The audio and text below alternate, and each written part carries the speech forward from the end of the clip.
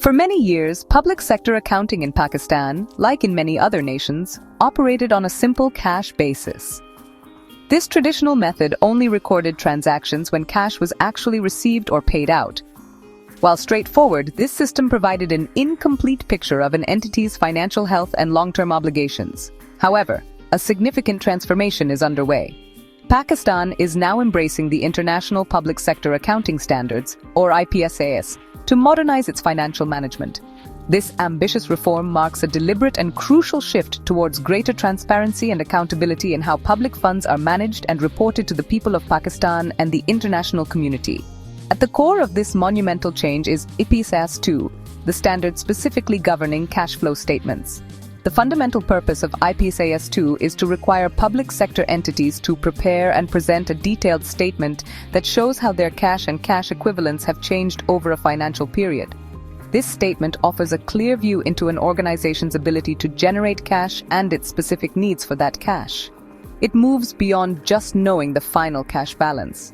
It explains the story behind that number, showing where the money came from and where it went, which is essential for sound financial stewardship and effective public governance. The journey from cash-based to accrual-based accounting, which is the foundation for implementing standards like Ipsas 2, is a cornerstone of Pakistan's public financial management reform. This transition is being carefully guided by key institutions, including the Office of the Auditor General of Pakistan. Adopting accrual accounting means that economic events are recognized when they occur, not just when cash changes hands. This provides a far more comprehensive and accurate assessment of a government entity's performance, financial position, and future commitments, paving the way for more informed and strategic decision-making at all levels of government. This shift is not merely a technical accounting exercise, it is a fundamental change in philosophy. It signals a move towards a system where accountability is paramount, and public resources are managed with the utmost diligence and foresight. By adopting Ipsas, Pakistan aligns its public sector financial reporting with global best practices, enhancing its credibility with international partners like the World Bank and the IMF. This alignment fosters greater trust and facilitates stronger partnerships, which are vital for national development projects and economic stability, ensuring a more prosperous future for all citizens. A cash flow statement, as mandated by Ipsas 2, is a critical component of a public sector entity's complete set of financial statements. It serves as an essential tool that provides a detailed breakdown of all cash inflows and outflows during a specific period.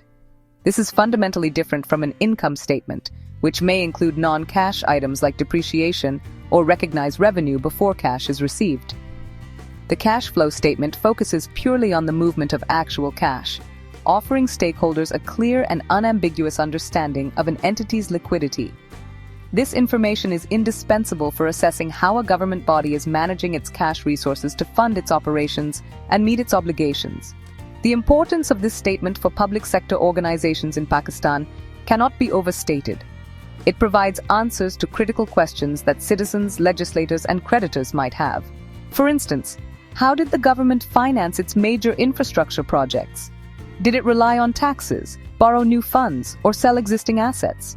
Was it able to generate enough cash from its day-to-day operations to pay its employees and suppliers on time? By presenting this information in a standardized format, the cash flow statement makes government finances less opaque and more accessible, which is a cornerstone of democratic accountability and good governance. Presenting a cash flow statement forces public entities to look beyond simple budget balances and focus on their actual ability to generate and manage cash. This is vital for short-term financial planning and long-term solvency. A government department might report a surplus on an accrual basis, but could still face a severe cash shortage, making it difficult to pay its bills. The cash flow statement brings such potential liquidity issues to the forefront, enabling managers to take corrective action before a crisis develops. It provides an early warning system that is crucial for maintaining operational stability and public service delivery without interruption. Ultimately, the transparency provided by a well-prepared cash flow statement builds public trust. When citizens can easily see how their tax money is being collected and spent, their confidence in government institutions grows stronger. For international partners and investors, this statement offers a reliable measure of an entity's financial health and its capacity to repay debt. This enhanced level of financial reporting helps attract investment and support for national development goals, demonstrating that Pakistan is committed to responsible and transparent management of its public finances, which is beneficial for everyone involved. Ipsas 2 requires that the cash flow statement categorizes all cash movements into three distinct types of activities: operating, investing, and financing. This classification provides a structured and insightful view of how a public entity manages its cash. The first and most critical category is operating activities. These are the principal revenue-producing activities of the entity and generally result from the transactions and other events that determine net surplus or deficit. For a government body in Pakistan, examples of cash inflows from operating activities would include receipts from taxes, duties, fines, and fees for services, while outflows would include payments to government employees, suppliers of goods and services, and interest payments on loans. The second pillar of the cash flow statement is investing activities. This section details the cash spent on or received from the acquisition and disposal of long-term assets and other investments. These activities are crucial because they represent the extent to which expenditures have been made for resources intended to generate future services and cash flows. Simple examples for a Pakistani public entity could include the cash used to purchase new buildings, vehicles, or IT equipment. Conversely, cash inflows in this category would come from selling off old property, plant, or equipment, or from collecting repayments on loans made to other entities. This section clearly shows how an entity is investing in its future capacity. The third and final category is financing activities.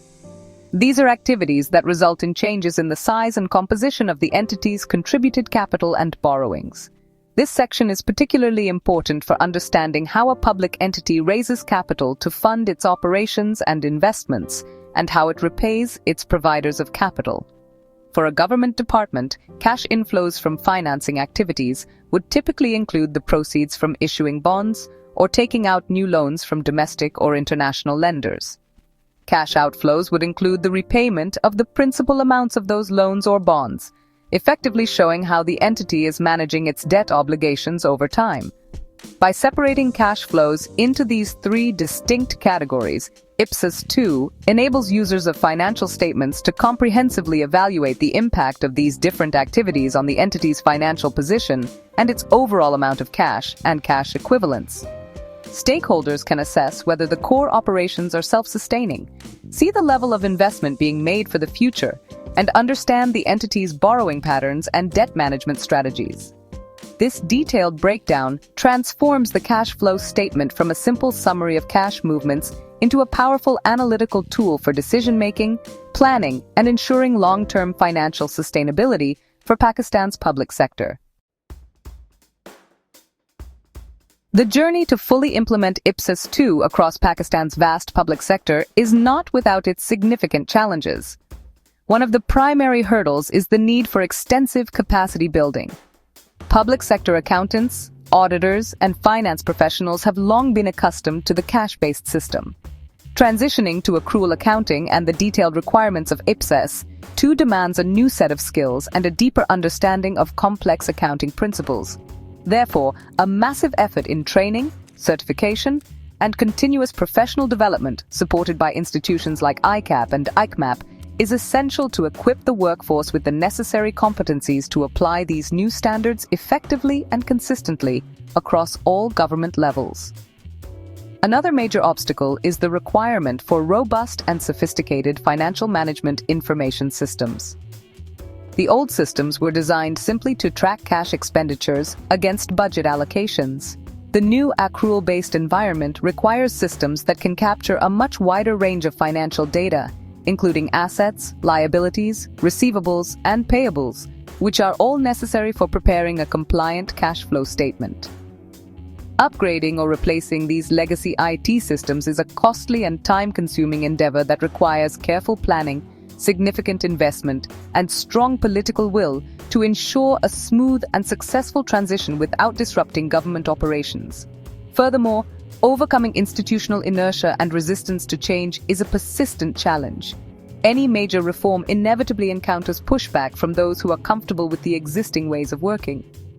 The shift from cash to accrual accounting represents a fundamental change in culture, moving towards greater transparency and accountability, which can be perceived as threatening by some.